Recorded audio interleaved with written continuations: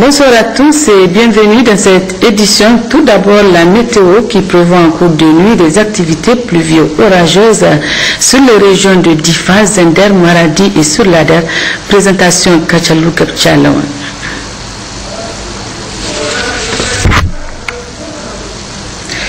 Et puis, le Conseil des ministres s'est réuni ce jour, vendredi 4 septembre 2015, dans la salle habituelle des délibérations sous la présidence de Issoufou Mahamadou, président de la République, président du Conseil des ministres. Après examen des points inscrits à son ordre du jour, le Conseil a pris d'importantes décisions. Nous y reviendrons dans quelques instants. Retenez aussi que le président de la République, chef de l'État Issoufou Mahamadou, a signé ce jour 4 septembre 2015 un décret portant nomination du directeur de cabinet adjoint en second du président de la République. Au terme de ce décret, M. Hamadou Adamou Souley, matricule 58904-A, est nommé directeur de cabinet adjoint en second du président de la République en remplacement de Mme Ousseini Hadizatou Yakouba, appelée à d'autres fonctions. Le président de la République, chef de l'État Issoufou Mahamadou, s'est rendu ce matin sur le chantier de construction de l'échangeur de la place des Martyrs. Le président Issoufou est allé s'enquérir du niveau d'avancement des travaux. D'autres précisions avec Khadija Hassan et Issoufou Samaïla. Cette sortie du président de la République, Issoufou Mahamadou, visait à constater l'état d'avancement des travaux de construction de l'échangeur de la place des Martyrs, le deuxième du genre, et de ses voies d'accès, de l'aménagement et du bitumage de la corniche de Gamkali et du boulevard KI 87. Contrairement à certaines allégations malveillantes qui circulent ces derniers temps dans notre capitale, le deuxième échangeur verra le jour très bientôt. En présence du ministre de l'Équipement, celui des Finances, du gouverneur de la ville de Niamey et de plusieurs personnalités, l'entreprise chargée de l'exécution des travaux a fourni d'amples explications au chef de l'État par rapport à l'avancement des travaux. En visitant les différents niveaux de travaux, le président Issoufou n'a pas manqué de témoigner toute sa satisfaction et s'est dit confiant quant au respect du délai imparti. Je suis totalement satisfait du niveau d'avancement. Et comme vous le savez, il était prévu que l'échangeur soit terminé à la fin du mois d'octobre 2015. Et je pense qu'il en sera ainsi, surtout que nous avons lancé il y a quelques semaines les travaux du troisième échangeur. Alors il faut que ce chantier actuellement en cours finisse assez vite avant le démarrage du chantier du troisième échangeur pour éviter des complications de circulation au niveau de la ville de Niamey. Et je pense que les délais, comme l'entrepreneur s'y est engagé, vont être effectivement tenus et que l'échangeur sera prêt à l'exploitation à la fin du mois d'octobre. Les infrastructures, c'est le socle, c'est la base du développement.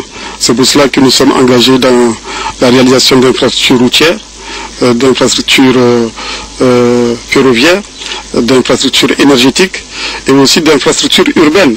Non seulement ici à Niamey dans le cadre de Niamey-Niala, mais également à Dosso. Vous avez vu les réalisations dans le cadre du projet Dosso-Soga et actuellement sont en cours des réalisations dans le cadre du projet Maradi-Kolia. Les autres grandes villes du Niger vont suivre, Zender, Agadez, Difa, Tawa et Tilabiri. Le président de la République, chef de l'État, est rentré satisfait de sa visite du deuxième échangeur de la ville de Niamey, dit échangeur de la place des Martyrs. L'édition 2015 du prix de l'excellence et du mérite s'est déroulée cet après-midi au Palais des Congrès de Niamey sous la présidence de la première dame, Hajia Aissata Issoufou, présidente de la fondation Gourivi Meilleur, organisée par la dite fondation en collaboration avec les ministères en charge de l'éducation et de la formation. Cette édition a récompensé les meilleurs élèves des 8 régions de l'année académique écoulée. Des prix d'encouragement et des prix spéciaux ont aussi été attribués aux meilleurs élèves filles ainsi qu'aux encadreurs des premiers de toutes les régions du pays. Au total, 116 élèves et 101 de leurs encadreurs ont été honorés. Nous y reviendrons au cours de notre édition de demain, Inch'Allah. Dans un récent classement des armées de 126 pays paru aux États-Unis, le Niger a occupé le 82e rang, soit 10e meilleure armée du continent africain, ce qui reflète brillamment les efforts consentis ces dernières années par le gouvernement au profit de l'armée. Moussaïa nous en dit davantage. C'est l'Institut américain Global Firepower, spécialisé dans l'armement, qui a publié le 15 août dernier ce classement ayant concerné 126 pays du monde.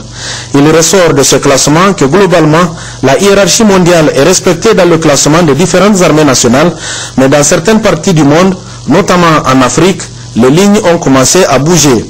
En effet, si au début des années 90, les investissements en faveur des armées ont baissé, voire disparu, dans les pays pauvres sous ajustement structurel tels que le Niger, la recrudescence des agressions intérieures et extérieures du fait de l'expansion du terrorisme ont conduit ces États à revoir leur politique en la matière. Le cas du Niger est le plus éloquent, car grâce aux importants investissements consentis, l'armée est arrivée à sécuriser le territoire national et les frontières du pays dans un contexte marqué par plusieurs foyers de tension qui l'entourent. En 4 ans, le gouvernement du président Issoufou Mahamadou a investi dans le domaine sécuritaire plus de 460, soit 9,34% du montant de dépenses. D'autre part, le budget des forces armées a été plus que doublé, passant de 42 milliards en 2011 à 97 milliards de francs CFA en 2014. Au titre des ressources nationales, plus de 130 milliards de francs CFA d'investissement ont été réalisés en termes de renforcement de capacités des forces de défense et de sécurité, sans compter les appuis divers des partenaires. Ce sont tous ces efforts conjugués qui ont engendré ce classement de 10e armée africaine et les autorités ne cachent pas leur fierté. Récemment, il y a eu un classement des armées africaines par un institut américain qui classe notre armée en 10e position en Afrique. En 10e position, c'est parce que le gouvernement a beaucoup investi dans ce secteur qu'on a pu obtenir un tel classement.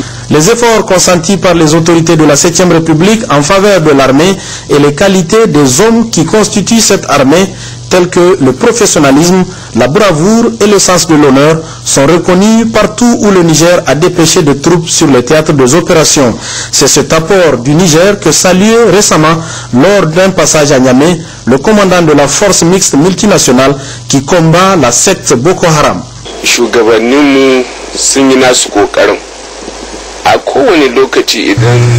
Nos autorités ont fourni beaucoup d'efforts. Le président Issoufou a permanemment veillé à satisfaire les besoins de l'armée dans le cadre de la lutte contre Boko Haram. C'est cela qui a permis à l'armée d'atteindre des résultats salués par tous. Nous demandons à chacun d'appuyer ses efforts afin de vaincre définitivement la secte Boko Haram. C'est donc une armée républicaine professionnelle et fière du soutien de son peuple et de ses autorités qui se déploie jour et nuit pour sécuriser le Niger malgré les agressions qui fusent de toutes parts. L'armée du Niger, 10e d'Afrique, va encore gravir les marches et sauver l'honneur du pays partout et dans toutes les conditions. Je l'annonçais en début de journal, le Conseil des ministres s'est réuni ce jour, vendredi 4 septembre 2015, dans la salle habituelle des délibérations, sous la présidence de Issoufou Mahamadou, président de la République, président du Conseil des ministres. Après examen des points inscrits à son ordre du jour, le Conseil a pris les décisions suivantes, compte rendu Khadijat Hassan et Issoufou Samela. Au titre du ministère des Affaires étrangères, de la coopération, de l'intégration africaine et des Nigériens à l'extérieur, le Conseil des ministres a examiné et adopté les projets de texte ci-après. 1. Projet d'ordonnance autorisant la ratification de l'accord de financement composé d'un crédit numéro 5644 d'un montant de 6 600 000 droits de tirage spéciaux et d'un don numéro 0620 NE d'un montant de 68 200 000 droits de tirage spéciaux pour le financement du projet d'appui à la population et à la santé signé le 24 juin 2015 à Niamey entre la République du Niger et l'Association internationale de développement AID. L'objectif de ce projet est d'accroître l'utilisation des services de santé, de la reproduction et de la nutrition SRN dans les zones ciblées. Il s'agit à travers ce projet d'améliorer la fourniture des services de grande qualité, d'augmenter la demande des services de santé et de nutrition, de la reproduction, de promouvoir le changement social et comportemental et de soutenir l'autonomisation des femmes et des jeunes filles adolescentes. 2. Projet d'ordonnance autorisant la ratification de l'accord de financement composé d'un prêt numéro 2000-0011-15 d'un montant de 17 250 000 droits de tirage spéciaux, d'un don FIDA numéro 2000-0011-16 d'un montant de 17 250 000 droits de tirage spéciaux, et d'un don du fonds fiduciaire pour le programme d'adaptation de l'agriculture paysanne ASAP numéro 2000-0011-17 d'un montant de 9 250 000 droits de tirage spéciaux, signé le 21 et 25 juillet 2015 à Rome, Italie et à Niamey, République du Niger, entre le Fonds international de développement agricole FIDA, le Fonds fiduciaire pour le programme d'adaptation de l'agriculture paysanne ASAP et la République du Niger pour le financement du programme de développement de l'agriculture familiale PRODAF dans les régions de Maradi, Tawa et Zander. L'objectif global du programme financé par ces accords de prêt et de dons est de contribuer à assurer durablement la sécurité alimentaire et nutritionnelle et les capacités de résilience aux crises des ménages ruraux des régions de Maradi, Tawa et Zander. Ces deux projets d'ordonnance ont été adoptés conformément aux dispositions de l'article 169 de la Constitution et à la loi numéro 2015-42 du 10 juin 2015, habilitant le gouvernement à prendre des ordonnances et ce, après avis de la Cour constitutionnelle. 3. Projet de décret réglementant les conditions de délivrance du passeport diplomatique.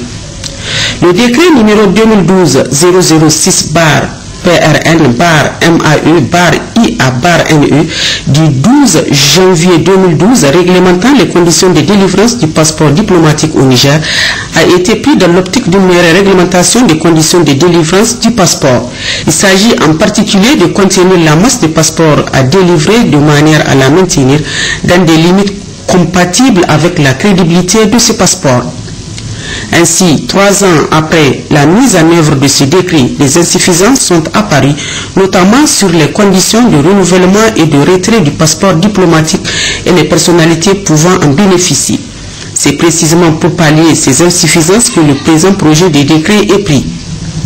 Au titre du ministère de l'Intérieur, de la Sécurité publique, de la décentralisation et des affaires coutumières et religieuses, le Conseil des ministres a examiné et adopté le projet de décret portant mise en garde dans la région de Difa. L'adoption de ce projet de décret permet aux forces de défense et de sécurité d'accomplir efficacement leur mission de sécurisation des personnes et des biens dans cette région. Au titre du ministère des Transports, le Conseil des ministres a examiné et adopté les projets de texte ci-après. 1. Projet de décret portant approbation des statuts de l'Agence nigérienne de la sécurité routière. L'objectif du présent projet de décret est de doter l'Agence nigérienne de la sécurité routière d'un cadre juridique adéquat lui permettant de mener à bien ses missions. 2. Projet de décret portant approbation des statuts du Centre de formation aux techniques de transport routier, CFTTR. L'adoption de ce présent projet de décret vise d'une part à satisfaire une exigence légale, notamment celle contenue dans les dispositions de l'article 8 de la loi numéro 2014-52 du 23 octobre 2014 portant création du Centre de formation aux techniques de transport routier CFTTR et d'autre part de doter ce centre d'un cadre juridique approprié devant lui permettre d'accomplir efficacement ses missions. Au titre du ministère des Postes, des Télécommunications et de l'Économie numérique, le Conseil des ministres a examiné et adopté le projet de décret précisant les modalités d'application de l'article 29.3 de la loi numéro 2015-25 du 26 mai 2015 modifiant et complétant l'ordonnance numéro 99-045 du 26 octobre 1999 portant réglementation des télécommunications.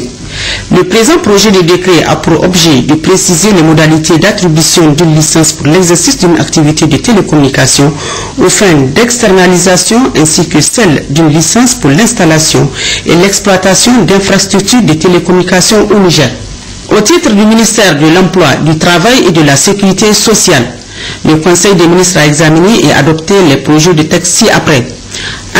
Projet de décret portant création d'un établissement public à caractère social dénommé Agence nigérienne de la mutualité sociale. Il s'agit à travers le présent projet de décret de satisfaire une exigence communautaire.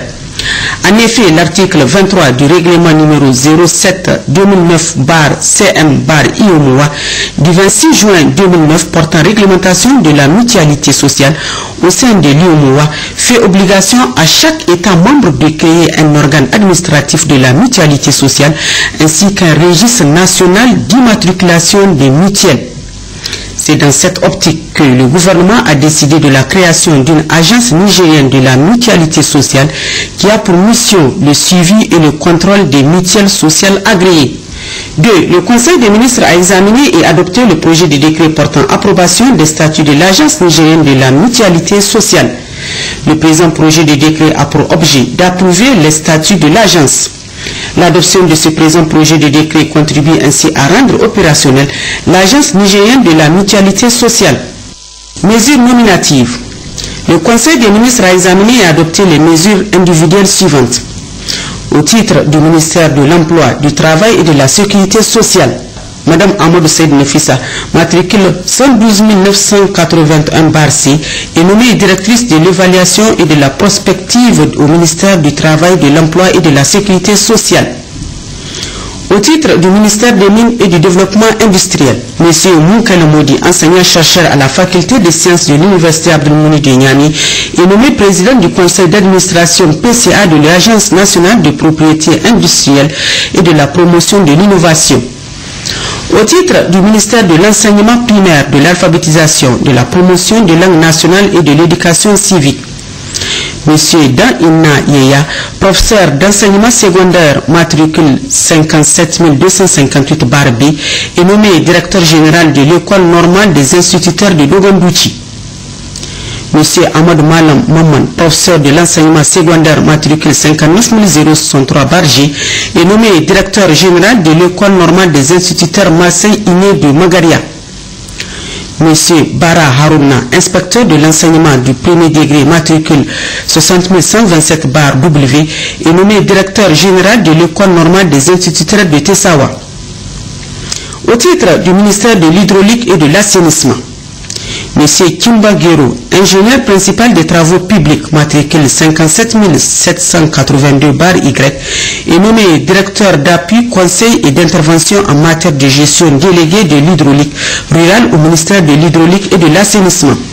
Au titre du ministère des Affaires étrangères, de la coopération, de l'intégration africaine et des Nigériens à l'extérieur, Madame Aminata Batoure Gaou, conseiller des affaires étrangères, matricule 68 570, est nommé ambassadeur extraordinaire et plénipotentiaire de la République de Niger auprès de la République de Cuba.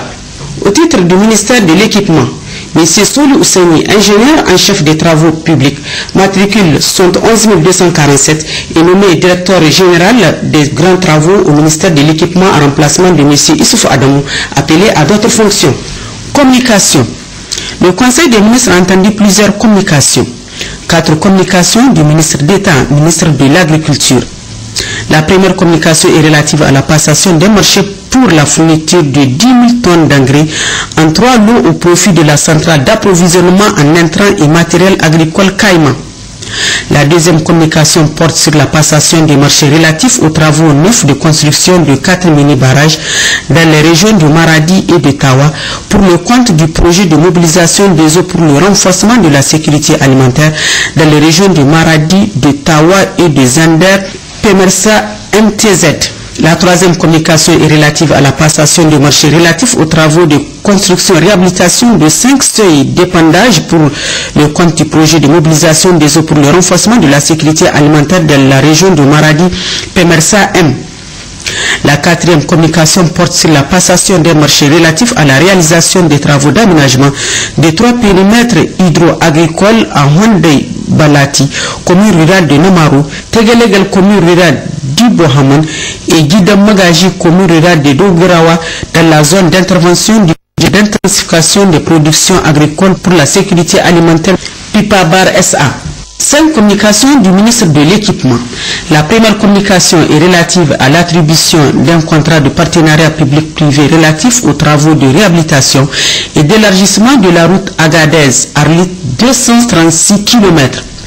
La deuxième communication porte sur l'attribution d'un marché pour des travaux d'aménagement et de bitumage de la route Baleyara-Moga 40 km. La troisième communication porte sur l'attribution d'un marché pour des travaux d'aménagement de la voirie urbaine de Tawa, phase 1, 6 km. La quatrième communication porte sur l'attribution d'un marché pour des travaux de construction de 118 km de route rurale dans les régions de Tawa, de Maradi et de Dosso. Le 3, région de Maradi, Kouramota Dangoma, 25 km. La cinquième communication porte sur l'attribution d'un marché pour des travaux de construction de 118 km de route rurale dans les régions de Tawa, de Maradi et de Dosso. Le 1, région de Tawa, Bambay, Moulela, Chimou, 30 km. Deux communications du ministre de l'Hydraulique et de l'Assainissement. La première communication porte sur l'attribution des marchés pour la réalisation de 14 systèmes de mini-AEP, multi-villages et 5 mini-AEP simples en 4 lots dans les régions de Tilaberi et de Dosso. La deuxième communication est relative à l'attribution d'un marché de réalisation des travaux de branchements sociaux, de bornes fontaines et d'extension du réseau. Deux communications du ministre de la Santé publique. La première communication est relative à la passation d'un marché pour la fourniture de médicaments et consommables au profit de la direction de la surveillance et de la riposte des endémies DSRE. La deuxième communication porte sur la passation d'un marché relatif à la fourniture de médicaments antipaludiques au profit du programme national de lutte contre le paludisme PNLP. Ces 13 communications sont faites au titre d'information conformément aux dispositions de l'arrêté numéro 0037-CAB-PM-ARMP du 21 janvier 2014 fixant les seuils dans le cadre de la passation et l'exécution des marchés publics et des délégations de services publics qui stipule en son article 13 que tout marché public dont le montant est égal ou supérieur à 500 millions de francs CFA doit faire l'objet d'une communication en conseil des ministres de la part de la personne responsable du marché après attribution. Une communication du ministre de l'Environnement, de la Salubrité urbaine et du Développement durable sur la campagne 2016 de lutte contre les feux de brousse. Dans le cadre des activités de protection et de préservation de l'environnement entreprises depuis 2011, il est prévu pour la campagne 2015-2016 de réaliser 50 000 km de bandes par feu. À cet égard, les premières actions vont concerner prioritairement les principales zones névralgiques connues par leur haute sensibilité aux feux de brousse entre les mois de septembre et d'octobre. Il s'agit des zones de Zarmaganda, de Banibongo, du nord de l'Aderdouchi, du sud d'Agadez et du nord Gouré notamment. Ainsi, pour limiter les dégâts que pourraient occasionner ces feux, cette année, le lancement de la campagne est prévu le 13 septembre 2015 à Abalak, dans la région de Tawa. Après ce lancement, les opérations se généraliseront à travers tout le pays. L'ordre du jour étant épuisé, son Excellence, Monsieur le Président de la République, a levé la séance. Voilà donc pour ce qui est du Conseil des ministres. Les travaux du Conseil national de l'éducation 2015 ont pris fin cet après-midi au Palais des Congrès de Niamey. Plusieurs recommandations ont sanctionné la fin des travaux. Le résumé de Moudanchourou, Ouma Jamila et Mohamed Adam. Durant 3 jours, les acteurs de l'éducation et de la formation ont fait le point de la mise en œuvre des recommandations de la session précédente du Conseil national de l'éducation et ont apprécié les progrès enregistrés par le système éducatif nigérien. Ils ont également suivi des recommandations des régions et validé les mesures prises par les ministères en charge de l'éducation et de la formation pour la prochaine rentrée scolaire avant de formuler des recommandations. Le Conseil national de l'éducation, au titre de l'année 2015, réuni au Palais des Congrès de Niamey, les 2, 3, 4 et 5 fait les recommandations suivantes. Le respect du temps scolaire, la réalisation des infrastructures scolaires, socio-éducatives et universitaires, avec le respect de part et d'autre des textes réglementaires relatifs à la passation des marchés publics. Le paiement à temps des pécules des enseignants contractuels et des allocations des élèves et étudiants. L'application stricte des dispositions de l'article 60 pour la Lausanne relatif au financement et gestion de l'éducation. la révision à la hausse des frais liés aux examens scolaires et académiques pour pallier les questions relatives à l'absentéisme, aux fraudes et corruption. La synergie entre les universités pour une meilleure coordination de la formation des enseignants au niveau de l'école normale supérieure et des facultés de sciences et de l'éducation. Donc, porter une attention particulière à la situation de DIFA afin de garantir une année scolaire et universitaire normale à tous les élèves et étudiants. Le Conseil.